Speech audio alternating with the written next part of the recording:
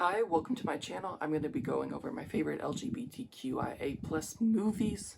Obviously, I haven't seen every single one in the world, so if there's any that I missed, please leave them down below. Always looking for more. So the first one I picked is Swallowed from 2022, which is a horror movie. After a drug run goes bad, two friends must survive a nightmarish ordeal of drugs, bugs, and horrific intimacy. I absolutely love this movie, love Swallowed.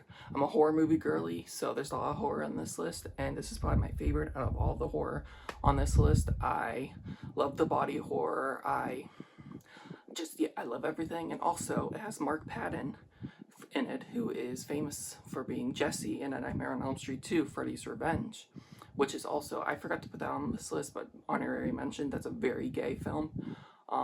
And it was so great to see him back in horror and movies in general, and to see him have so much fun with this role was just a joy to see. So yeah, highly recommend Swallowed.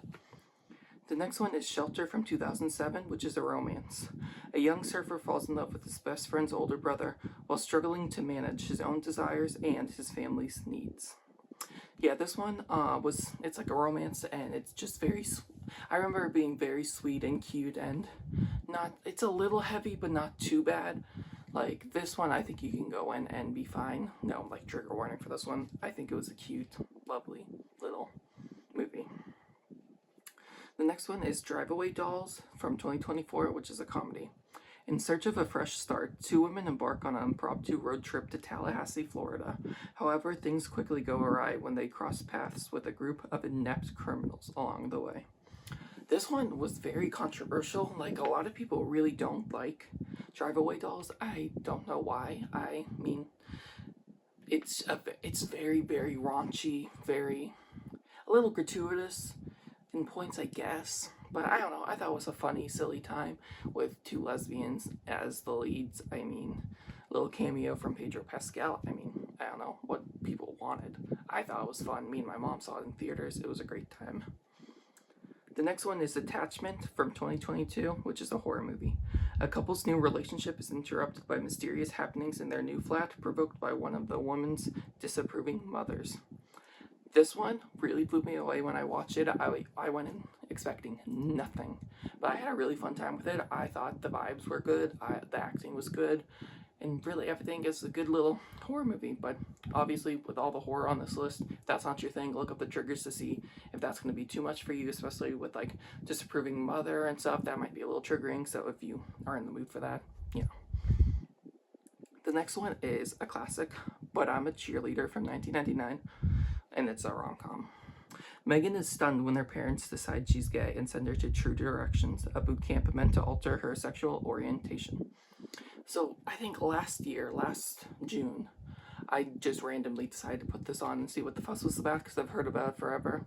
But it was like, oh, going to a conversion camp, that could be a little, but I'm a Cheerleader is very, very light, very campy, very funny.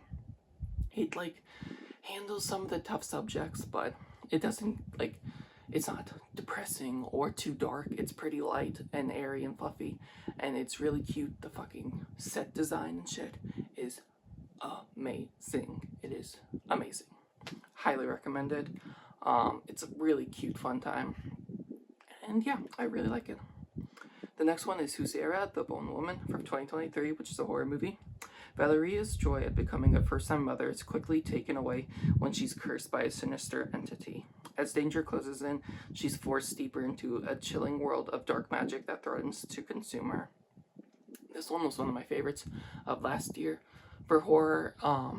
It's a little slow burny and a little like paranormally, but the actress that plays Valeria is fucking incredible. There's a lot of physicality in this role, and she absolutely nails it. A lot of the scenes are genuinely like scary, which I don't get scared that often, but like it's creepy. The atmosphere is great. The acting's impeccable. I love the way in the directions they go with the story. Highly recommend. The Family Stone, 2005 Xmas comedy. Everett wants to bring his girlfriend Meredith to meet his family at Christmas, hoping to win the approval of her boyfriend's parents and the rest of the family. Instead, Meredith succeeds only in highlighting her uptight personality and making her boyfriend doubt his intentions. This is me and my mom's one of our favorite Christmas movies. We watch it every single year. It is absolutely hilarious, very heartfelt, but also it's very sad too. But it's really really good. We watch it every single year, and there's I don't want to say anything, but there's a gay character in this. He's not a lead. He's very much a side character, but there's some iconic, in my opinion, scenes with him and Sarah Jessica Parker, Queen, and it's a must watch. I absolutely adore this movie. It's a little iffy on reviews and stuff. Some people love it or hate it. I adore it. Obviously, it's on Christmas right now, so if you're in the mood for a Christmas movie, or just save it for when Christmas comes around. The next one is Low Lives, which is the 2024 horror movie. The survival instincts of a road-tripping family are put to the test when they have no other choice but to stay the night at a remote homestead. This one is on Tubi in America, and I went in expecting nothing. I heard a lot of good words from horror Twitter and horror YouTube and stuff. So I was like, it was getting really good reviews and shit, and I was like, Tubi original, but it's really good. It's really fun. Obviously horror, trigger warning ball. But I thought it's very twisty and turny. If I would go in as blind as you could, but I really really enjoyed it. And also, one of my favorite TV shows of all time is Harper's Island. And if you remember in Harper's Island, there's a little girl named what's her name? Megan? Madison. And Madison, now, her age, because Harper's Island is from 2009-ish, so it's her now, is in Low Lives, which was so crazy to see her all grown up, but it was a welcome treat. I absolutely love this movie. The next one is My Own Private Idaho, which is from 1991, and it's a drama. In this loose adaptation of Henry IV, I think that's 4. It's 4 or 6, I forget, whatever. Mark Waters is a gay hustler afflicted with narcolepsy. Scott Faber is the rebellious son of a mayor. Together, the two travel great lengths to find Mike's estranged mother. This one I'm very conflicted on because I fucking hate Shakespeare. I'm sorry. Shakespeare was 400 years ago. We've evolved and grown from his language. And they use some of the Shakespeare wording in this. And it just... whenever I hear just talk like Shakespeare, it's just like the static in my head. I completely zone out, and I don't like Shakespeare talk. I don't like it. We've developed as a society for a reason, and we need to stop doing the Shakespeare shit. Obviously, love him, contributed to plays and words and shit, whatever. But yeah, but the acting in this is absolutely phenomenal. River Phoenix is great. So I need to rewatch it, because now, when I went in originally, I didn't know it was Shakespeare, but now that I do, I might be a little more accepting of it, The next one is Shiva Baby from 2022, or 2020, which is a dark comedy. While at a Jewish funeral service with her parents, a college student has an awkward encounter with her sugar daddy and her ex-girlfriend. This stars Rachel Sennett, the Queen. Love her. This movie is anxiety, the movie. It's very, it's obviously funny, but it's very anxious, very anxiety-ridden. And it also has Diana Agron from Glee in it. She needs to work more. I don't know what she's doing. She's never working. Her little Twitter account that's Diana Agron updates is we're gonna shut down soon because she doesn't book ever. I don't know what she's doing. She's fantastic. But yeah, highly recommended. It was a fun, anxious ride, and Rachel Sennett is the Gen Z Regina Hall. Thank you. The next one is Summoning Sylvia, which is from 2023, which is a horror comedy. Larry and his 3 best friends head upstate for a weekend getaway at a haunted house. As they sashay through the dusty corridors, they recount the home's legend from 100 years ago. This one's very fun, very gay. It's a horror comedy for sure. It's not really scary at all. Frankie Grande is in it in a supporting role, and he's actually not bad. I know. shocking. But it was really fun, very gay. I had a great time with it. The next one is I Am Jonas from 2018, and it's a drama. Two moments of Jonas's life intertwine, each reflecting the other. In 1995, when he was a secretive teenager, and 18 years later, as an attractive and impulsive 30-something looking for balance in his life. I Am Jonas absolutely blew me away when I watched it. I must have watched it in 2018 or 19, something like that. And I was stunned after watching it. Trigger warning for this one, it is very heartbreaking. I was shook to the core after I finished it, but absolutely adored it. I haven't rewatched it since, so I really need to, but it was absolutely incredible. The next one is Laced from 2023, which is a horror movie. In a remote cabin on the evening of a record-breaking blizzard, a couple holds up together for the storm. I went into this completely blind. I saw it. One of the characters in it is Zach Tinker, who, if you're gay, a gay man at least, you should know who he is. Love him. And he like tweeted or something about this movie, and I was like, "Oh, it's out, whatever, go watch it." And I saw it was a horror, and I was like, "Okay, horror is my thing. I'm gonna watch it." And it was really good. I really enjoyed it. It was very suspenseful, and I liked the ways the stories went, and it was honestly really good. It's a little low budget. Like, one of the actresses isn't great in it. Her performance was really fucking weird, and it really kind of took me out of it. But I think overall it's really solid, and I had a really good time. The next one is What Keeps You Alive from 2018, which is a horror movie. Jackie and Jules are a couple celebrating their first anniversary at a secluded cabin in the woods. This is another one of my all-time favorite movies. I absolutely love it. It is suspenseful. The story is crazy. I adore this movie. I highly recommend it. I really love Swallowed too, but that one's more of a acquired taste. I feel like What Keeps You Alive, more people would be able to get on board and be like, that's just good. You know, it's gory, obviously, because it's a horror, but I don't think it's too bad or gratuitous, and the performances are incredible. I love that movie. The next one is Love, Simon from 2018, which is a coming-of-age movie. Everyone deserves a great love story, but for 17-year-old Simon Spear, it's a little more complicated. He hasn't told his family or friends that he's gay, and he doesn't know the identity of the anonymous classmate that he's fallen for online. Obviously, I think everyone and their mom knows what Love, Simon is, and if you've seen Love, Simon and were kind of turned off by it, because a lot of people don't like this movie, because it's very, like, an idealistic coming out, but at the same time, it's kind of frustrating to always see sad and stuff, which obviously Love, Simon has some sad bits in it, but overall, I think it was a good outcome for Simon, obviously. And I can see why that's a little frustrating, but it's also nice to see a good one, you know, and not so sad and dreary. But yeah, I don't know, I love Love, Simon. And also, if you haven't seen Love Victor on Disney Plus or Hulu or whatever, is so good. The first 2 seasons at least. Season 3 is a mess. It's clearly they had no idea what to do in season 3, and just it wasn't good.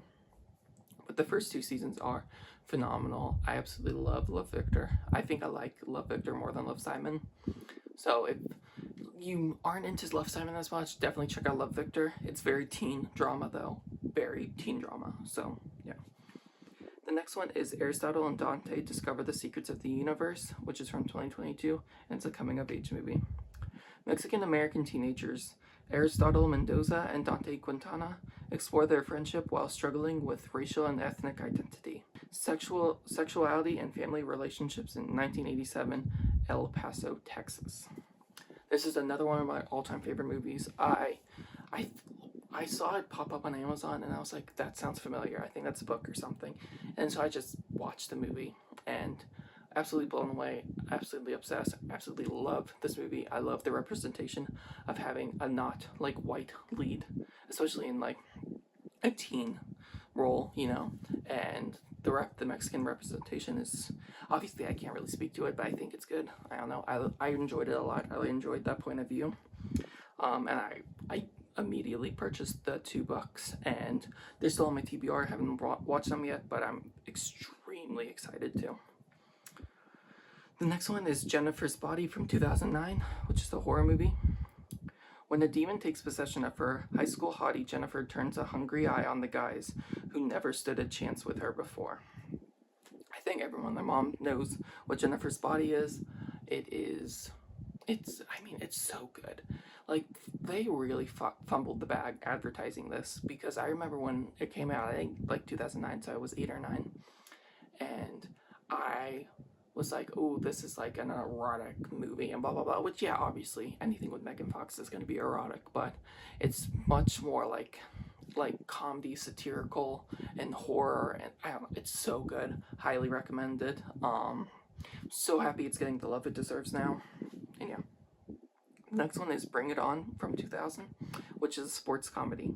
The tour's road to total cheer glory takes a shady turn when they discover that their perfectly choreographed routines were in fact stolen from the Clovers, a hip-hop squad from East Compton, by the Toro's former captain. I mean, Bring It On is a classic movie in my opinion. Kirsten Dunst is incredible. Eliza Dushku, whatever, how do you say her name? Fantastic. As Missy. It's such a fun movie. And also, I'm like, does anyone else have some celebrities that are just, they're obsessed with?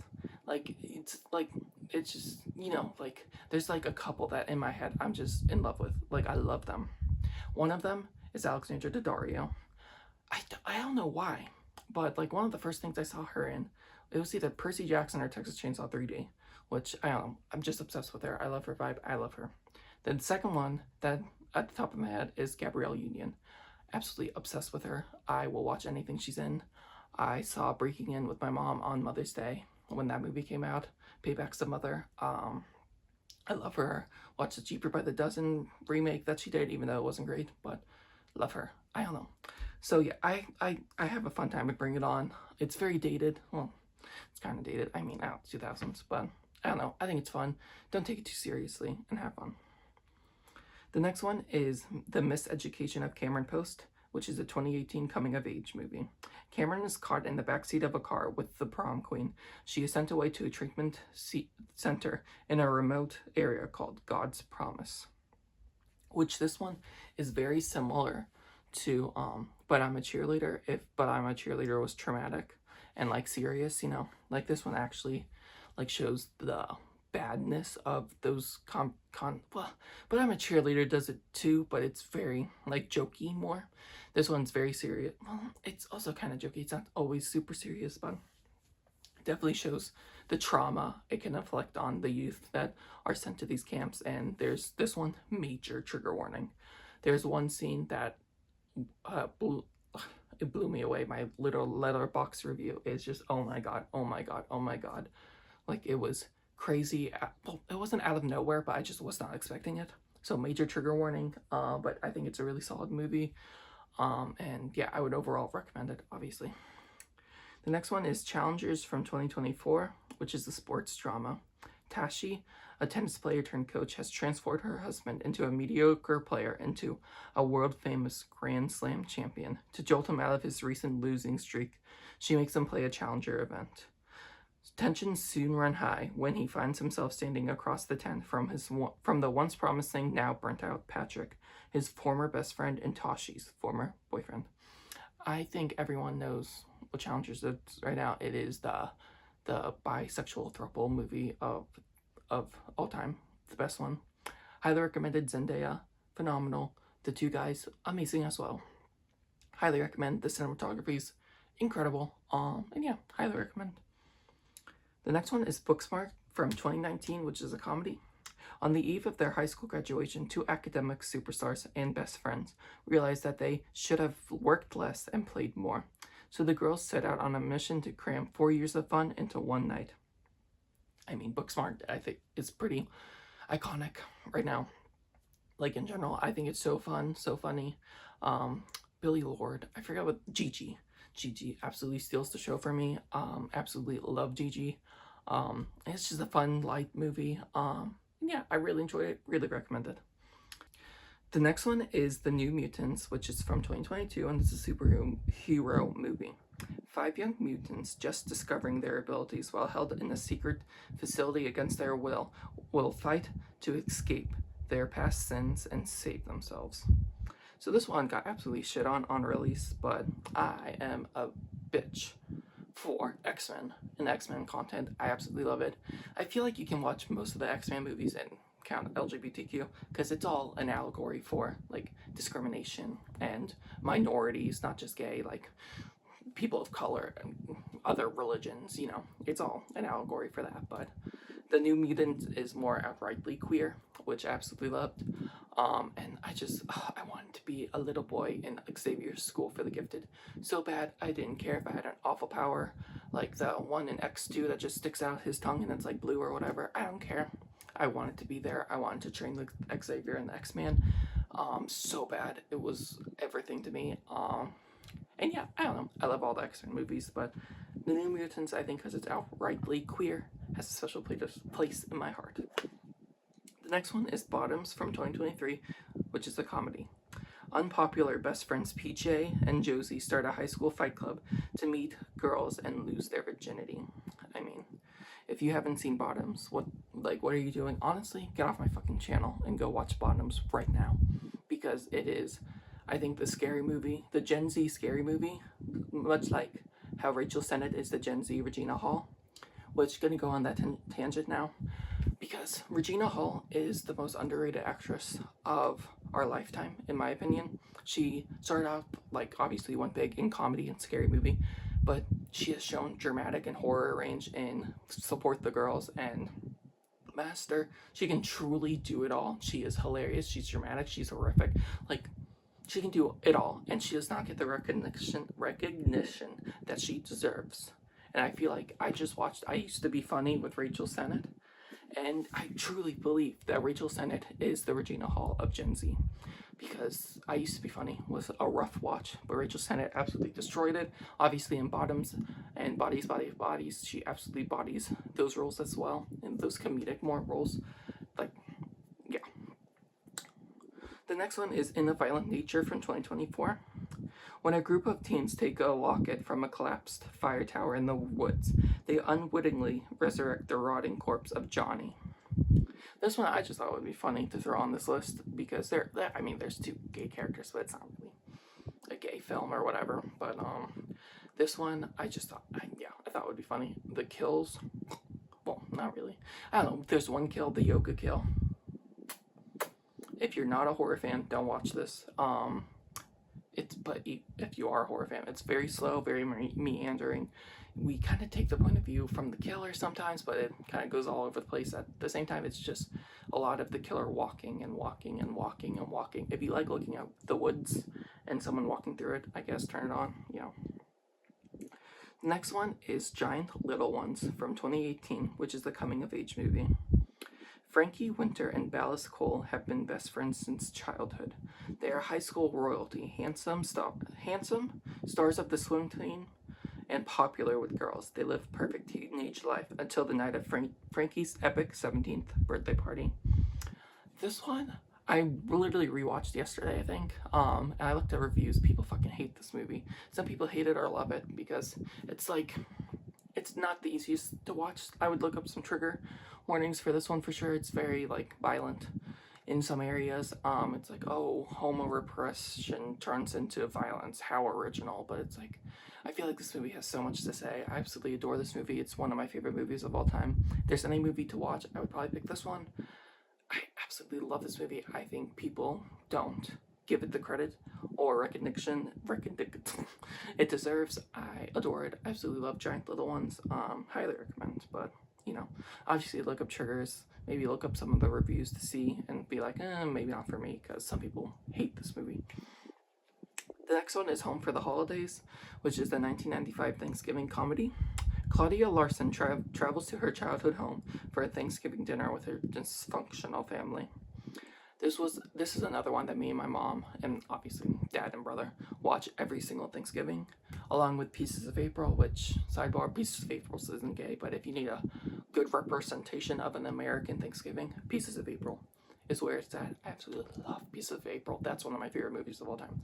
But Home for the Holidays is also really good.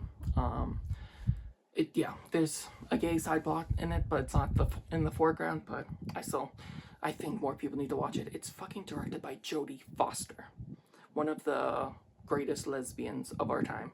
So I think it needs some more recognition. Holly Hunter is in the leading role. Her voice is incredible. I don't know. There's something about Holly Hunter's voice I love. But yeah, highly recommended. I would save it for Thanksgiving, but obviously you don't have to if you don't want to. The next one is Happiest Season from 2020, which is the Christmas movie. A young woman with a plan to propose to her girlfriend while at her family's annual holiday party discovers her partner hasn't yet come out to her conservative parents. So obviously with that, like, bio or whatever, you can tell that it could be a little triggering because Kristen Stewart is having to be forced into the closet again. But overall, I love Christmas movies so much, and I thought this one was solid. It's warm and fuzzy, but I really like it. I really recommend it. The next one is Fire Island from 2022, which is a rom-com. A group of queer best friends gather in the Fire Island Pines for their annual week of love and laughter, but then a sudden change of events jeopardizes their summer in gay paradise. This one I also really love, especially for Bowen Yang, I think that's his name, and just his character represents, I deeply relate to, and I absolutely loved his story in it. Obviously everyone in the cast is phenomenal, but that's what really like spoke to me and made it one of my all-time favorite movies. So I would also highly recommend it. It's perfect for summer, and yeah. The next one is Kill for Me, which is the 2013 horror movie. A riveting roller coaster of suspense and twists is set in motion when two college girls become roommates and they make a pact to protect each other at all costs. This one I stumbled upon randomly. So me and my parents went to a campground in our camper. So we have like a little TV in there. I can watch DVDs and stuff. And in the little like kiosk or office area, they have a section with DVDs. And I saw this one there, Kill for Me, and I like pulled it out, and Miss Katie Cassidy is in it, who was also in Harper's Island, one of my favorite shows. Blah, blah. So I was like, oh my god, we're watching this. And then it turned out to be gay. And I was like, oh my god, yes, I love this. So yeah, I thought it was a really fun time. It was twisty-turny. Yeah, I really enjoyed it. The next one is Butcher Baker Nightmare Maker, which is a 1981 horror movie. An obsessive woman tries to control her nephew, a 17-year-old basketball player. This one is obviously a 1981 slasher, and it's very campy, very goofy, but I think it's solid. I had a really fun time with it, and I recommend it. The next one is Dix the Musical from 2023. Two self-obsessed businessmen discover that they're long-lost identical twins and come together to plot the reunion of their eccentric divorced parents. So this one is like Parent Trap, but with two dickheads instead of Lindsay Lohan. And this movie is fucking wild. It is wild. It is outrageous. It goes through the boundaries, especially in the ending. But I absolutely loved it. I had such a fun time. I thought it was hilarious. I love it. The next one is Debs, which is an action romance from 2004. A team of teenage crime fighters try to bring a villainess to justice. This one is a very like campy, low budget, like action romance. And I thought it was cute. I had a fun time. It's like scratches an itch for sure, but it's not the best quality ever. The next one is Mean Girls from 2024, which is a musical. New student Katie Heron gets welcomed into the top of the social food chain by an elite group of popular girls called the Plastics. Obviously, I feel like Pride, the original Mean Girls, could also kind of fit in there with Damien, but I feel like this one was more overtly queer and gay with Damien and Janice and debatably Regina, but you know, some people get mad about that. And some people really fucking hate this movie. I like it. I think it's fun. The cast is fucking incredible. Avantika is a star as Karen. Obviously, Renee Rapp, Alii Kubalo, I think that's how you say her name. Forget the guy, Jack Well, who plays Damien. Incredible. BB Wood. Obviously, the elephant in the room is Angourie Rice as Katie. She is a fantastic actress. She is in one of my favorite high school movies called Honor Society, if you need one. She is phenomenal in that. I love Honor Society so much.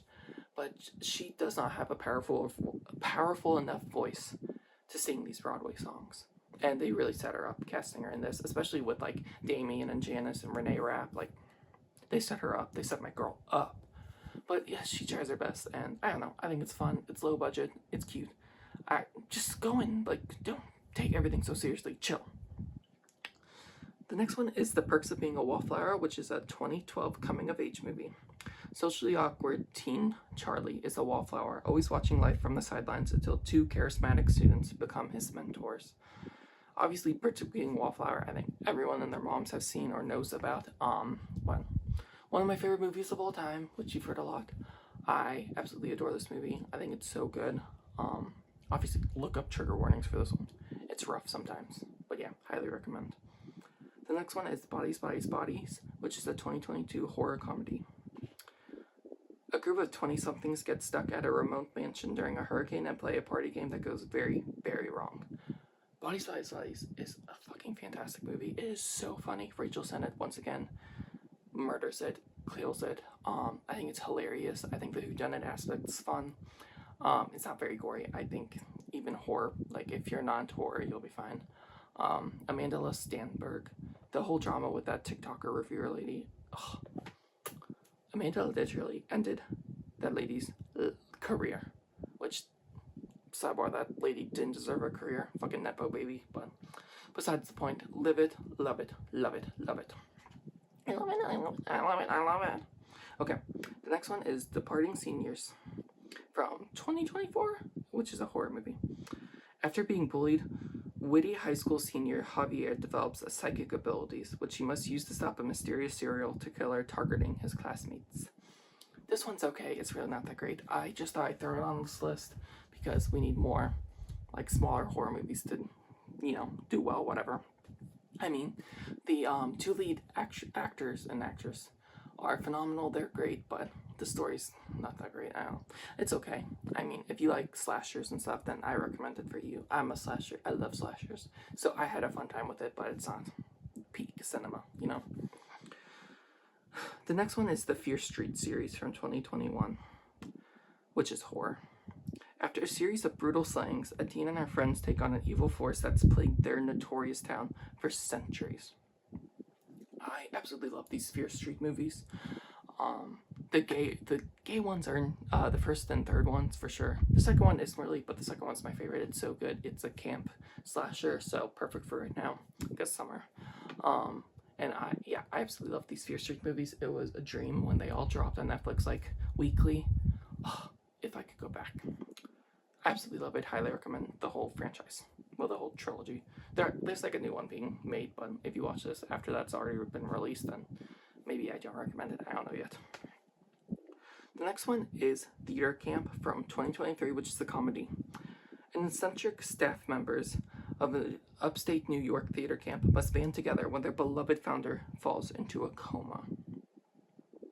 This one is so funny. It's so funny. It's like a mockumentary kind of style, kind of like The Office or whatever. It's starring the best Nepo baby in the world, Ben Platt, who needs to take some notes from Maya Hawke and own that he is a Nepo baby and he would not be where he is without his father.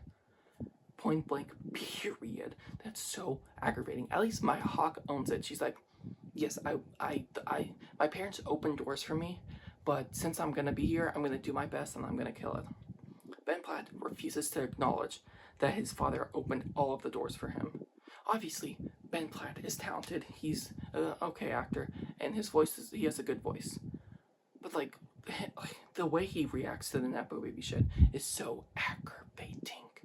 aggravating, whatever. But Theater Camp is so fun. It's so silly. I love it. The last one is Am I Okay from 2022, but it just now got released in 24, which is a comedy. Lucy and Jane have been best friends for most of their lives, but when Jane announces she's moving to London, Lucy reveals a long-held secret. And Jane tries to help Lucy before she leaves for London. So this one just came out, I think this month. And it's okay. Like, it's a fun time, but it's very predictable, very formulaic. I think the thing that's really sets it apart and makes it better is the script. There's some really funny, like, dialogue in this. So overall, I would recommend it, and thank God Dakota Johnson got a good role after Madam Web. That's a career ender if I ever saw one, but it seems like she's doing fine. So I would recommend it if you have some time. It's very background movie, very like folding laundry and watching it, but overall I thought it was fine. Okay, that is the end of the video. Thank you guys for watching. Again, if you have any more movies that I missed, leave them down below.